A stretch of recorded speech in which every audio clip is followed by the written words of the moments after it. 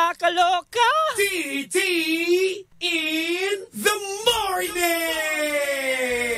Titi? Ang aga-aga ha. May hindi maamin? Ilabas mo na yan sa akin. Ititi in the morning mo na yan. Tell Toby in the morning. TT Tell Toby in the morning! Number 1! 6.7 Energy FM.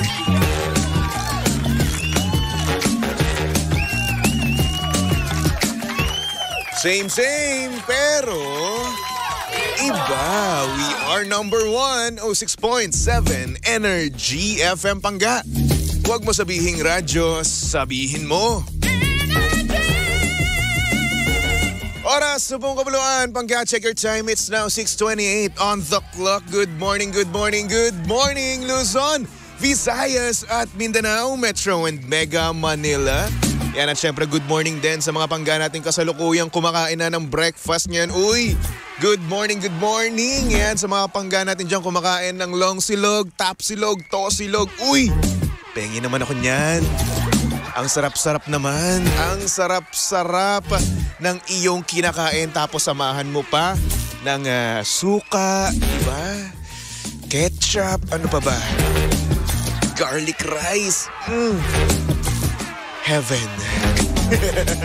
Ang sarap-sarap tapos hihigop ka pa ng kape, di ba? So mas masarap 'yan, no?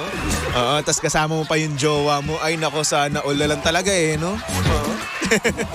Sa mga Pangga natin dyan na kumakain na, nako, eat well, no? Magpakabusog kayo para nang sa ganun, mamaya, meron kayong enerhiya para sa inyong trabaho, di ba? Hindi yung pupungay-pungay ka, di ba? Wala kang lakas, di ba? At syempre, baka naman mamaya, di ba? Magkaroon ka na rin ng lakas para umamin kay crush. Ayan. Di ba? O, kaya naman ito na yung sign mo para magpakabusog at umamin na sa iyong crush, di ba? Pero bago ang lahat, magsipilyo ka muna, ha? Baka naman kasi mamaya, danggit pala ang breakfast mo, di ba? Tapos, umamin ka kay crush, ay nako. Pag-aamoy yung danggit ka, di ba? Pero masarap naman yung danggit, pero wag dapat yung mag-amoy danggit, di ba? Wag gayon, no? Sipilyo muna bago umano kay crush, ha? Bago makipag-usap, okay? Pero syempre, mas okay yan kung aamin ka at healthy living ka pa rin, di ba? Oo, kaya naman mag-take ka na ng MX3 Plus with L-Carnitine and CoQ10. Ayan. Alam mo ba na bawat MX3 capsule ay nagtataglay ng alpha-mangosteen, beta-mangosteen at gamma-mangosteen. Ito yung mga sangkap na nakakatulong at hindi nakakasama sa ating katawan at kalusugan. At syempre kaya naman plus dahil may dagdag benefits ng CoQ10 at L-Carnitine. So baby Toby, ano ba yung dalawang yan? Ano ba yung CoQ10 at L-Carnitine? So sige, ipapaliwanag ko sa inyo ha para nang sa ganun malinawan naman kayo. Okay? Pangga ang coenzyme Q10 or CoQ10 ay isang uri ng supplement na kailangan ng ating katawan, lalo na at nagkakaedad tayo. At tulong to para sa malakas na heart muscle fiber.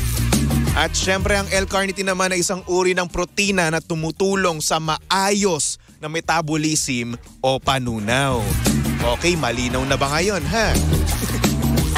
At syempre Pangga, para sa ibang katanungan, bisitahin lang naman ang kanilang website na mx3ph.com or tumawag sa kanilang hotline na 0918-888-8693. Kaya naman dito na tayo sa tunay, natural at original, MX3. Goods na goods yan, par. Uy, nakakadagdag pogi points din kaya yun, no? Kapag healthy living ang isang tao. Anyway, good morning sa mga Pangga natin sa comment section na. Uy, live na nga pala tayo ngayon ha. Sa Energy FM 106.7. Kaya naman kung gusto mo makita ang itsura ni Baby Toby ngayong Tuesday morning. Yes, Tuesday talaga. Social, no? Pumunta lang kayo sa Energy FM 106.7, okay? Tapos, i-share nyo na rin naman dahil kapag hindi kayo nag-share, ay kukulamin kayo. Kukulamin ko kayo at hindi na kayo magkakajowa. Ever. Okay? Yan naman once again, Energy FM 106.7, okay? At syempre, magpatawag ka na rin naman. Oo, bukas ang ating linya, no? Patawag ka lang, mag-PM ka lang sa Energy FM 106.7. Okay? Diba? Tapos, pwede ka namin tawagan through messenger or hindi naman kaya kung meron kang landline. Pwede ka namin tawagan or pwede nyo kaming tawagan, no, sa 8721-2429. Again, 8721-2429. Diba? Sabi ni Alvin sa comment section, sarap may kayakap ngayon dyan kasi malamig at nag-uulan. Ayan, kaso wala ka nun. Buti ako meron. Anong wala? Sabi sa inyong wala akong kayakap, ha? Sabi sa inyong wala akong kayakap kapag malamig. Hindi nyo alam, par. Wala kayong alam. Kala nyo. Hindi nyo alam kung ano yung nangyayari. Off-air, okay? Lalo na kapag umuwi ako ng apartment. Oo, apartment talaga. Ano? Hindi nyo alam.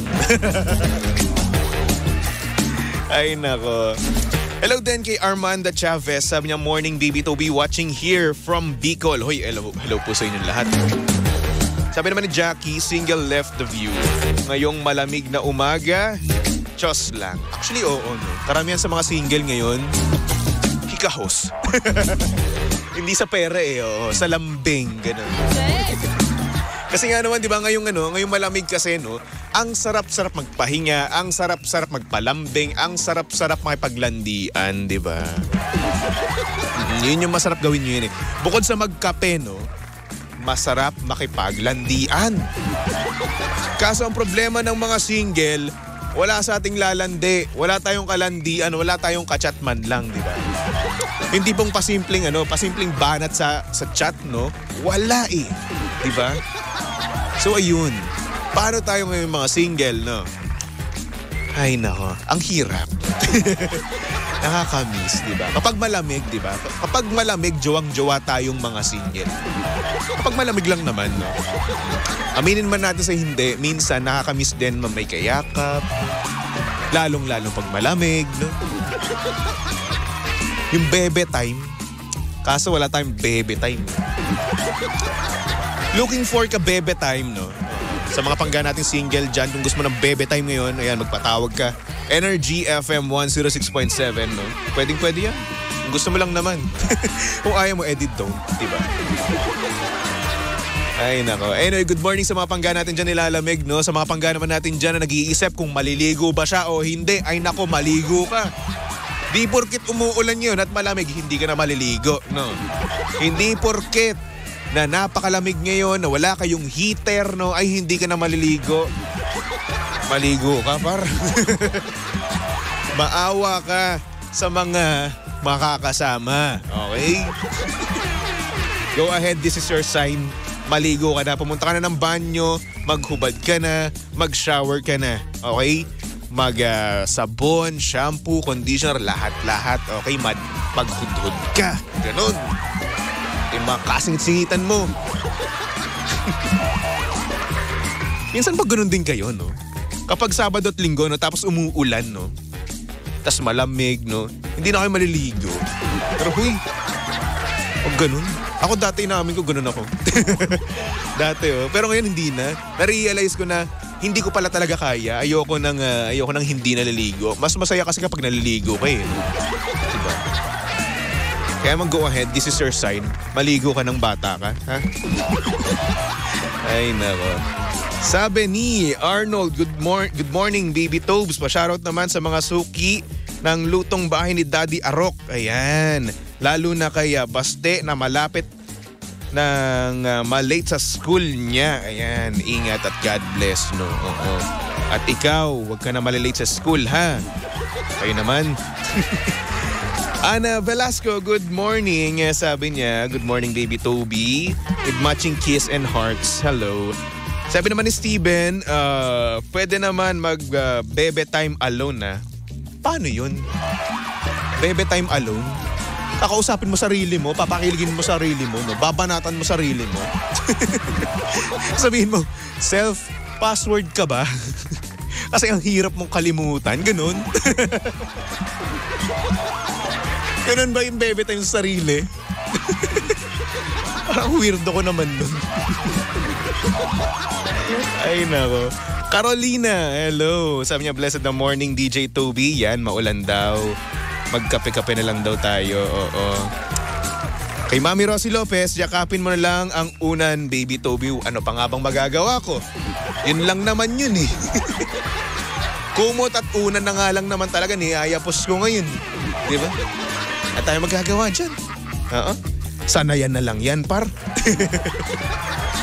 Ay nako. Anyway, meron tayo ngayon sender at ipasok na natin yan dito sa programang TT in the Morning.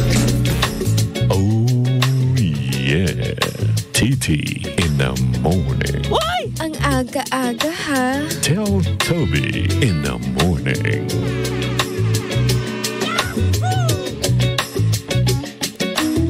Good morning sa mga pangga ko dyan. May jowa, pero parang merong kakaiba sa kanilang baby time. Unusual. Ay nako. Tulad na nga lang ng ating sender, no? Pangalan niya ay Rai. At ang sabi niya dito, good morning paring Toby. Bakit ganon yung girlfriend ko? Imbis na slow music or pang-romansa na kanta ang pinapatugtog niya tuwing bebe time namin, grabe tol!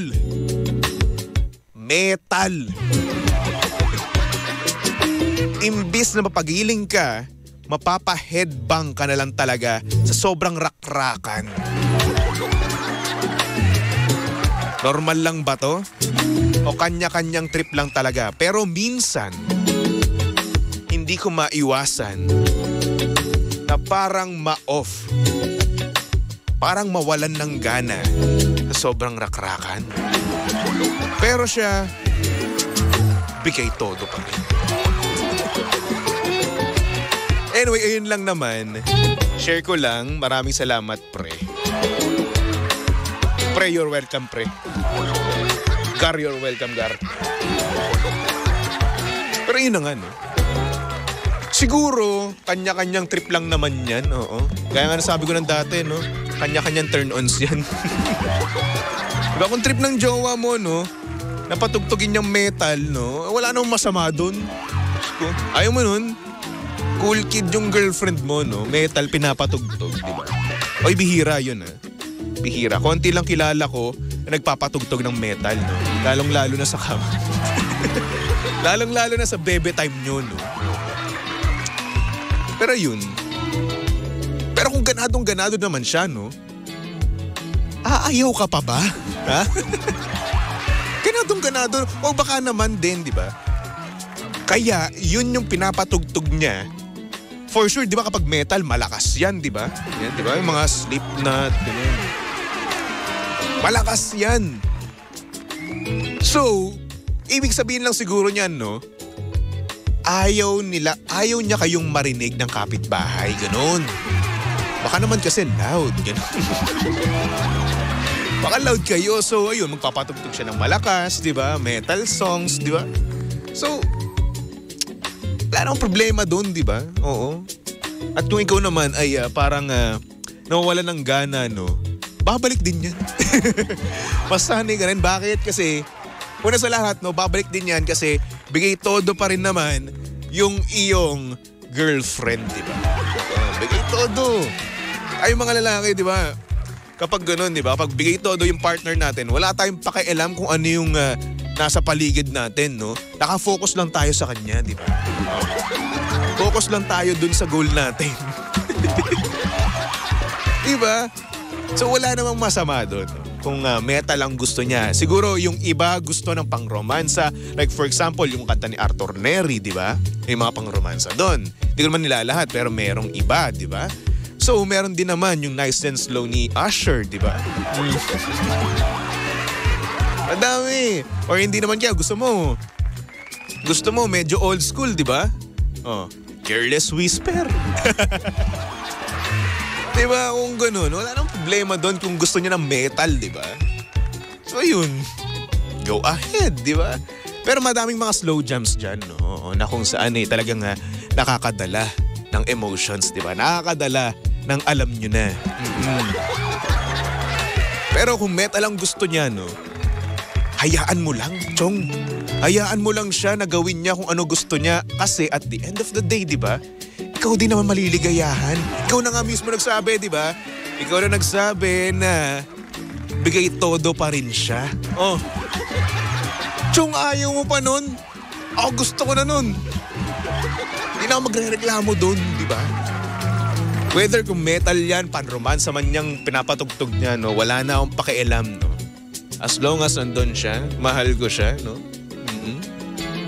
Diba? Doing you right, no? Eh di ayun. Go! Diba? Hayaan mo lang, masanay ka rin dyan. Siguro ngayon lang yan. Or baka naman kasi bago pa lang kayo, no, sa relasyon nyo, diba? So ayan, masanay ka rin dyan. Minsan kasi ang nangyayari, no? Kapag ganyan yung babae, no, yan yung taste niya sa mga music, no, hindi siya mahilig sa mga slow jams. Parang inaantok siya sa mga slow jam. Diba? So ngayon, ang ginagawa niya, metal. Oh, parang nga naman energetic, diba? Energetic, bigay todo, diba? Ewan gusto natin di lahat, diba? Mapababae at lalaki, gusto natin ka-partner natin, bigay todo. Diba? Sa lahat ng bagay, no? Doing you right, di ba? So ayun, masanay ka rin dyan, Rai, no? At kung hindi man, di kausapin mo na lang, di ba? Bakit ganyan yung pinapatugtog mo tuwing nagbe-bebe time tayo, di ba? Pero, kung meron naman siyang dahilan, no? Intindihin mo na lang yun. At baka naman nga kasi mamaya, no? Ayaw niya lang talagang marinig kayo ng kapitbahay. Okay?